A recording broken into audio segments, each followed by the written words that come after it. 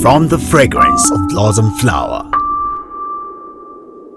the majesty of mighty tree, the gentleness of morning dew, the calmness of quiet seas, the grace of birds in flight,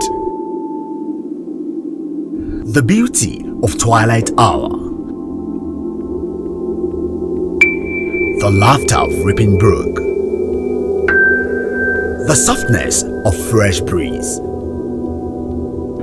God fashioned and created a masterpiece. He simply called it woman. Woman, the special masterpiece of the Creator.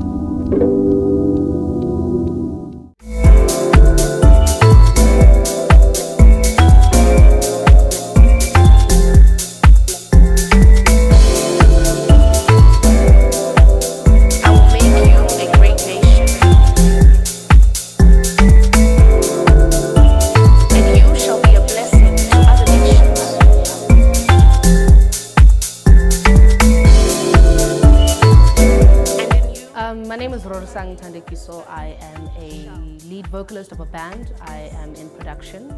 I am also a television personality, as they like to term us. And I'm a writer as well as a speaker.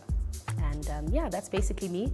I come from a household of just ladies. My mom is a single parent, but I'm blessed above all things. Here comes the rhythm and blues. Here comes the jazzy tune. Here comes the soulful juice. All on board, let's go. Here comes the rhythm and blues. Here comes the jazzy tune. Here comes the soulful juice. All on board, let's go. Anything wrong? I'm infatuated with the music. Anything wrong? 'Cause I'm in love with the music. I come from a very strong Christian background. I come from a household where my mother is the mom and dad in the situation. Like I said, that it's just girls in my household. One boy, but he doesn't really count. He's the last born. But the majority of the time it was just girls. My mom is a teacher, which basically means that we didn't grow up on much, specifically because she's alone. I grew up wearing secondhand clothes. If you want to know where they sell them, I can hook you up. I grew up wearing secondhand clothes. I started working at the age of 15 to sustain the family. My mom got to a period where she could not do it on her own. So the legal time to work in South Africa is when you're 15. Actually, when you're 16, but you can start working when you're 15 moving on. So I started my first job as a waitress. I washed dishes first for like a good 3 months. And then I moved on to being in front of the restaurant because they knew that I could speak English all of a sudden. So for me, I grew up very, very conscious of lack, but wanting to eliminate the lack. I was also an overachiever when it came to school. I was always in the top 10. My grades were always good. I did sports, I did public speaking, I did debating, which by God's grace was what moved me up in terms of high school. I won a lot of cash prizes because I would come as first speaker or whatever. And I saw that as a channel to make money, funny enough. I knew that if I perfected myself as a debater and I perfected myself as a speaker, and all these little school competitions that we do, I'd actually be able to make myself a living. And it ended up getting me a scholarship into varsity. So I was privileged enough to get a scholarship to study full-time university, the course of my choice, simply because I was adamant of being an overachiever and working hard. Yeah. I will make you a great man. I will bless you. And you shall be a blessing. Like I said, I come from a very strong Christian background, strict mother. My mother's a teacher, so I think at some point she didn't know how to differentiate her being a teacher at school and at home. So whatever she did to the kids in terms of beating them up, that's what we'd get. But me and my sister came up with a system of splitting stories. So every time one of us was in trouble, what we would do is we would own up to it. So if my sister did something wrong, I'd say, no, it's not her, it's me. And she'd be like, no, but it's me. And I'm like, no, but it's me. Like, you're the reason why I did it. It's me. So by the time my mom actually decides who she's giving a hiding, she's so pissed off, she's so angry that she's just screaming around the house. So that was our pact to get out of trouble, to share the sort of the punishment so that it's lighter. Another thing that we used to do, we used to call it the 411. My mom used to drive a red car, so every time it came around the corner, even the street kids, people who lived in our street, knew 411, 411. So we'd rush back in the house, clean, boil the kettle, make sure that there's tea to distract her if we didn't clean properly.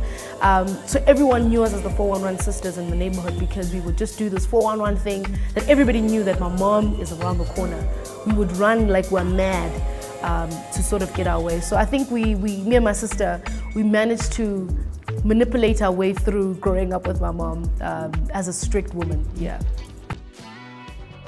Think about that little party that I had with you out there in the dark, right under the stars. Thinking right now that I could just be there with you, no matter how far, need to be where you are. Later tonight we hitting the spot, jamming to use our That's not where I wanna be.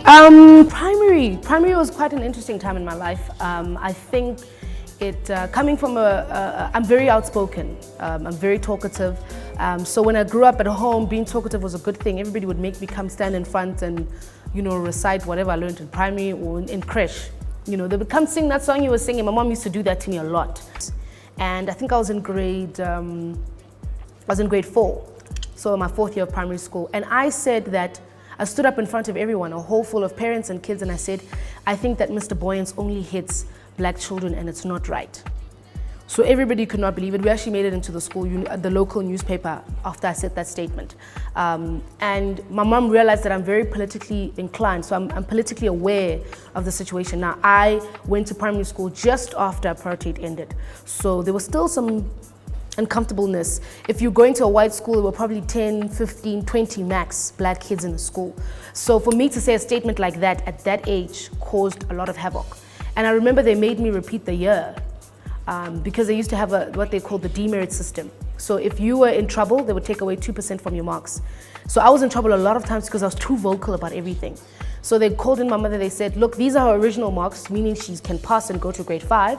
But if you look at the demerit system points, she's lost out marks, so she's gonna fail. And my grandfather, bless his soul wherever he may rest, said, no, don't take her out of the school. I'm sitting there going, what? You're gonna make me repeat a year when you see my marks are good? And my grandfather said that there's a lesson to be learned, that there's a time to speak and there's a time not to speak, but that I must never ever be made to feel bad for having an opinion. So if it means I stay in an environment where I still have to meet those people who are pushing me down, I need to learn that. And that was one of the most beautiful and difficult things he's ever done to me, because I was forced to go back to school where all my friends were in grade 5, I was in grade 4. Everyone knew why I was in grade 4. I was basically the laughing stock. When I get to high school, secondary school, I will prove myself. And I got there, started doing debating, started doing public speaking. In grade 8, which is the first level of secondary school for us here in South Africa, I was chosen as best speaker for a competition which was meant for matric students or grade 12 students, which is the highest level of secondary school. And I was given the cash prize, but they had to send somebody else because I didn't qualify to go overseas to represent the students.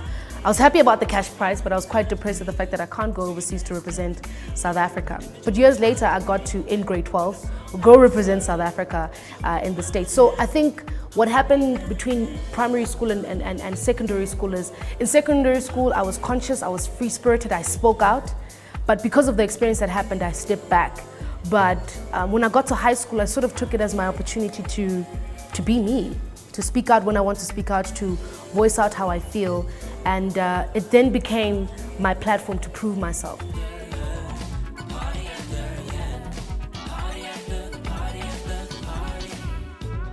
Oh, wow. Ambition is a big word. Everybody throws it around. It's one of those words that are coupled together with inspiration and passion and all sorts of other beautiful English words. But for me, ambition just boils down to having your mind set on something and setting goals to get to what you have set for your mind. Sounds like a tongue twister, but it really isn't. I'm an ambitious person by nature. I'm ambitious to get that burger that I've been longing for since 8 o'clock in the morning, around 4 o'clock. So my ambition is to get out of work, get in my car and get the burger. But I also have ambition for young girls. I have ambition for business. I have ambition for my craft. So I think when we speak of ambition, it varies from different planes, but I'll choose one. For for the sake of what we're talking about today is, my ambition is to be an Oprah without a talk show, is to be a Bill Gates without all the other things stringed onto. So my biggest desire is to be one of the humanitarians in the world that are remembered for doing good, to a philanthropist that I was able to take kids to school. Having worked at the age of 15, I never ever, it's one of the saddening things to see other kids go through that. I remember one of my trips to Nigeria was one of the most emotional ones. A friend of mine there took us on a boat ride. He was like, yay, this is great. And I could not get over the fact that there are these kids who are jumping out of this wooden boat with this long stick. I don't know where they got that long stick. Swim to the bottom of the water, to the sea, grab the sand, and swim back up with the bucket. And I was like, so is this like their holiday job? And I probably sounded like an American asking stupid questions. They're like, no, this is what they do. They live by the water and that's what they do. And I was saying to myself, one of those kids looks 12, the other one looks like he's 8, 11. And I'm like, it's not fair. But in the same light as me saying it's not fair, what am I doing? To play my part. I've worked at an early age and I know it's not a nice thing. So my ambition is to find myself in a position where maybe I've got the stardom and I've got that respect and I've got that influence, but for the right reasons. To be able to take kids to school, to be able to build schools. I'm a believer of the word of God, and God says that we are the salt and the light of the earth. And that doesn't mean that we're the light of the world as in we're in front of cameras and we're famous, but it also means that we're doing significant things that will change the world. So my ambition in life, my ultimate ambition, is to be one of those people who will be read out one day as people who made a change in the world. And I feel like if I'm able to do that, then my small, short-term ambitions for myself would have been fulfilled.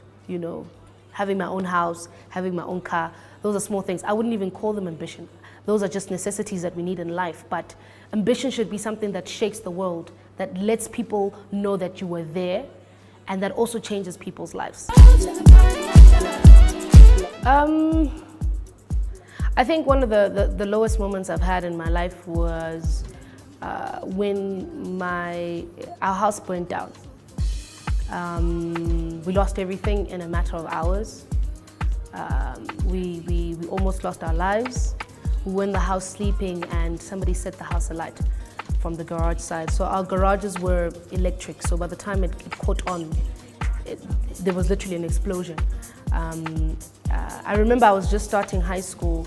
That for me was the biggest knock, because before that there was financial strain, but after that we had nothing. Like literally the clothes that we wore that night to go sleep is what we walked out with.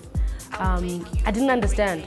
I didn't understand because I felt that God had just left us out to dry. Like what's going on? I guess there was anger, there was a lot of confusion, and that I just felt that we were working so hard. I used to work double shifts on weekends and put in effort. Why would God allow this to happen? So I would say that was probably the most, and I've never seen my mother like that. And I think for anybody who's grown up with one parent, or even both parents, there are times when you see your parents sad, but there are those moments when your parents are at their lowest, you don't know how to be, because you get your source of strength from them. So when I saw my mother at her weakest, it was it was devastating. And then soon after that, we lost my father. And it was like, is the world coming to an end? It felt like everything was collapsing at the same time. And then a moment of no return. Wow, I've had a lot of those. That's a very interesting one. I think for me, it was being disregarded.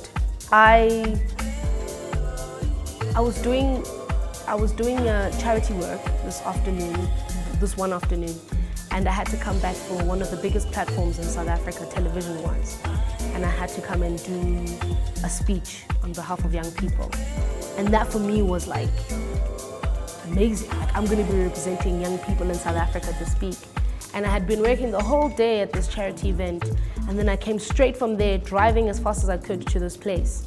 And when I got there, the presenter of the particular show looked at me. I was wearing jeans and Converse and just a t-shirt with the charity name and everything like that. Literally, I had been playing with 200 kids since 9 o'clock in the morning until 3 o'clock in the afternoon, giving out food, painting faces. So I guess to a certain degree, I didn't look TV friendly. right? But I was like, I've got an extra shirt, I'm gonna put it on, they mustn't watch. She looked at me, she literally just glanced through, and she was like, no, she's not worthy of getting on set for anything.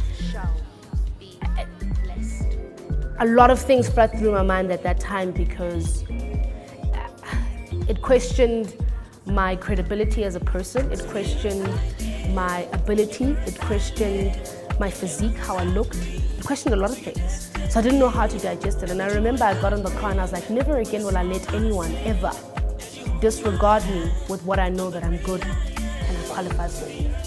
And I think that's been my motto, that I can walk into any boardroom. I don't care who you are, how much money you have.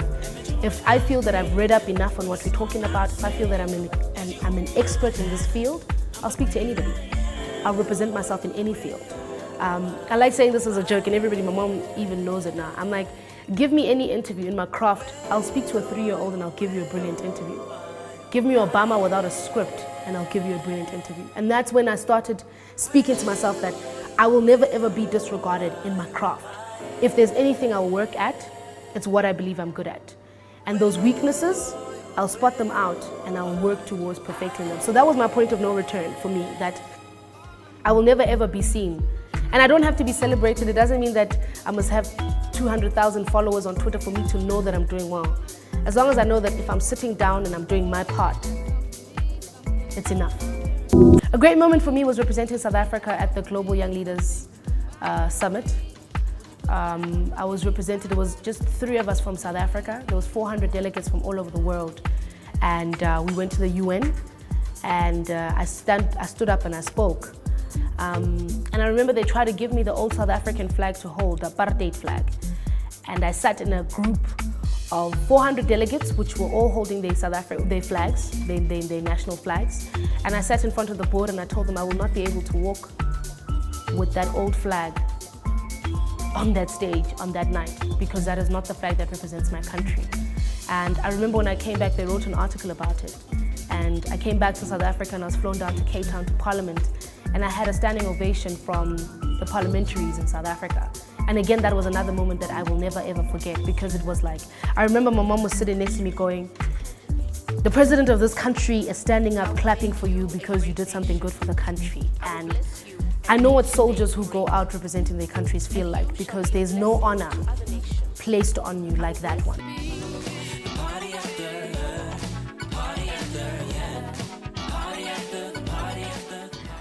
Music puts a smile on my face.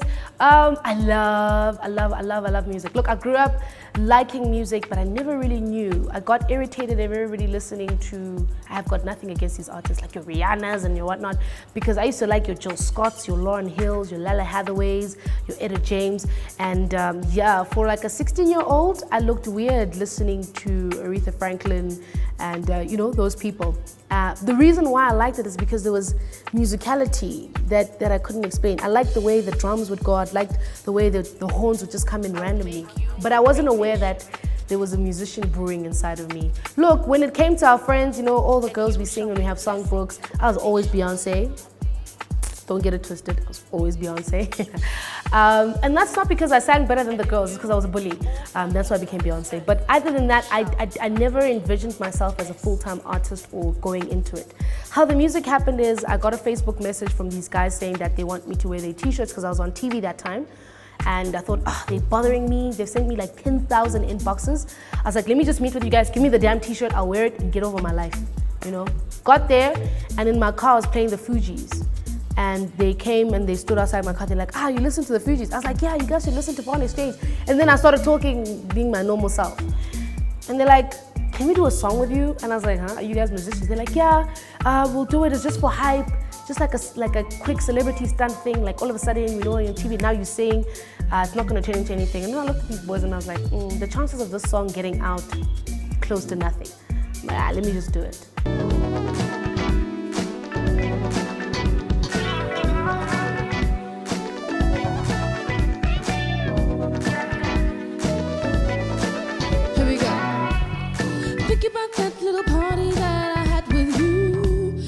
There in the dark, right under the stars. Thinking right now that I could just be there with you.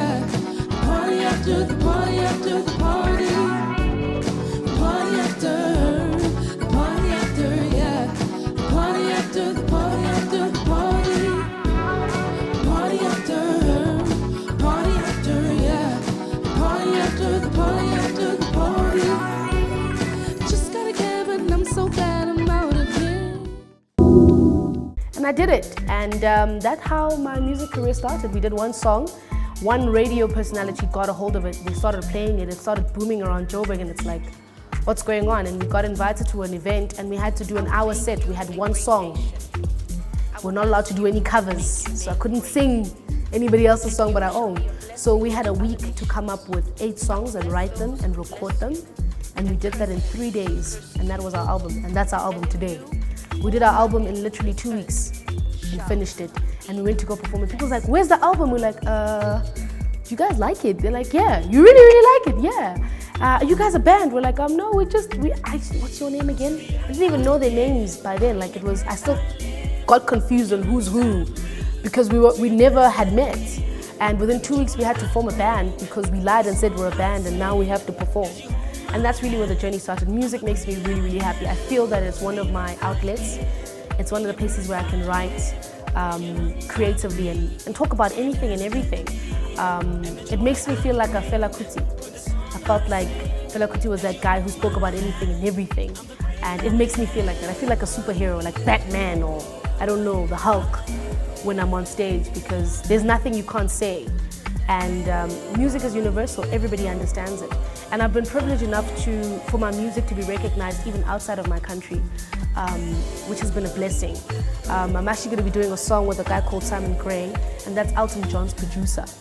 And when I got that call, I was like, are you sure you're looking for me? And they're like, yes. I was like, nah, there's gotta be a mistake. So it's very humbling. It's very humbling. And you get to speak to people's hearts and souls. And there's no greater reward than that. So big ups to music.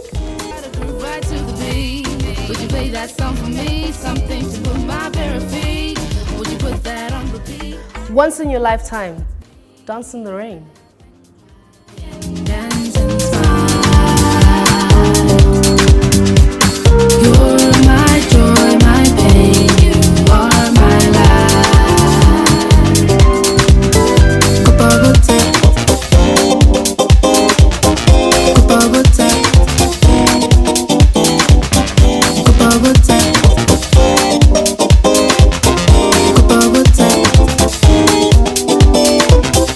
Kupabuta. Anything wrong, I'm infatuated with the music. Kupabuta. Anything wrong, cause I'm in love with the music. Kupabuta. Anything wrong, cause I'm obsessed with the music. Kupabuta. If you won't speak, hold your peace. I gotta confess, I love the jukebox.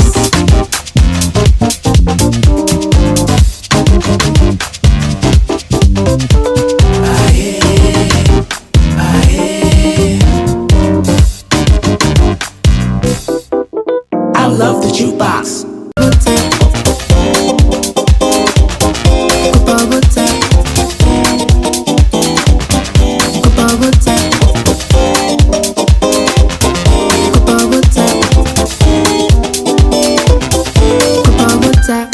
Anything wrong, I'm infatuated with the music. Anything wrong, cause I'm in love with the music. Anything wrong, cause I'm obsessed with the music. If you won't speak, hold your peace. I gotta confess, I love the jukebox.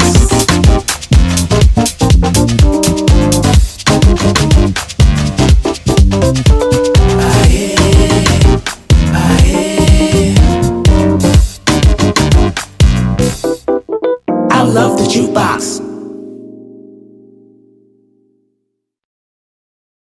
From the fragrance of blossom flower, the majesty of mighty tree, the gentleness of morning dew, the calmness of quiet sea, the grace of birds in flight, the beauty of twilight hour, the laughter of rippling brook, the softness of fresh breeze. God fashioned and created a masterpiece. He simply called it woman. Woman, the special masterpiece of the Creator.